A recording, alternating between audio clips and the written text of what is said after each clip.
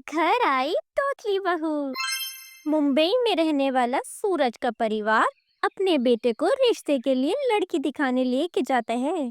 बेटा राहुल लड़की को देखता ही रह जाता है और अपनी माँ से कहता है, माँ, मुझे ये लड़की बहुत अच्छी लगी है और मैं शादी इसी लड़की से करूंगा। मुझे अब कोई सवाल नहीं करना। तो बस फिर क्या था, राहुल की शादी मैना से बड़ी ही धूमधाम से हो जाती है। लेकिन मैना की आवाज जब घर वाले सुनते हैं, हाँ, तो अक्का बक्का रह जाते हैं। और वो क्यों, खुद ही सुन लीजिए। अरे अरे, ये इतनी जल्दी सुबह क्यों हो गई? ओहो, मुझे तो ऑल तो होना है। हाँ, मैं ना, ये कैसे बात कर रही हो तुम? क्या हुआ? तुम्हारी तबीयत ठीक तो है ना? मैं तो बिल्कुल ठीक हूँ। मुझे तो कुछ नहीं हुआ। को का हुआ?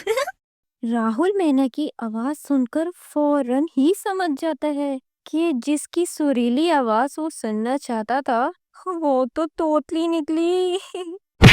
राहुल परेशान ही बैठा होता है कि तभी उसकी माँ वहाँ आ जाती है। अरे राहुल बेटा, क्या हुआ तुझे सुबह सुबह? बहू, क्या हुआ है? तुम दोनों परेशान क्यों लग रहे हो? राहुल जैसे ही बोलने वाला होता, उतने में ही मैना बोलती है, अरे माँ जी, कोई परेशानी की बात नहीं है। ये तो ऐसे ही परेशान होते हैं। आए तो तोतली है। हाय, मेरी तो किस्मत ही फूट गई। हाय, अरे नास्तीते, तुझे तो सिर्फ लड़की की शक्ल ही देखनी थी ना।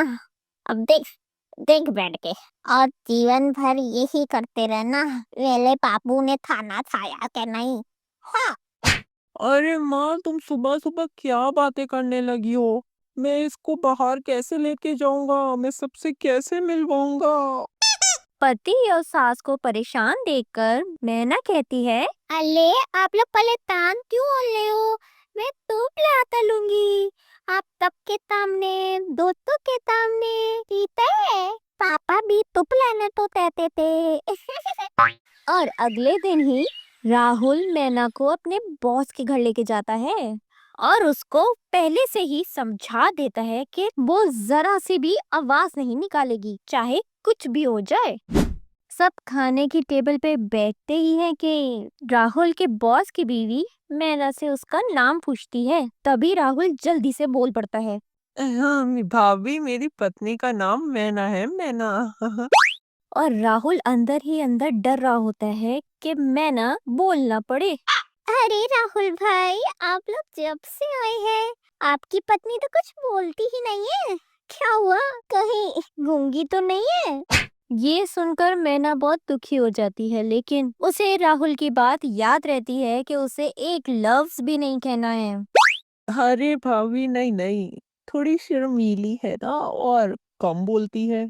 और मेरी पत्नी का नाम मैना है। मैना तो कितनी चहकती है। और फिर सब चुपचाप खाना शुरू कर देते हैं।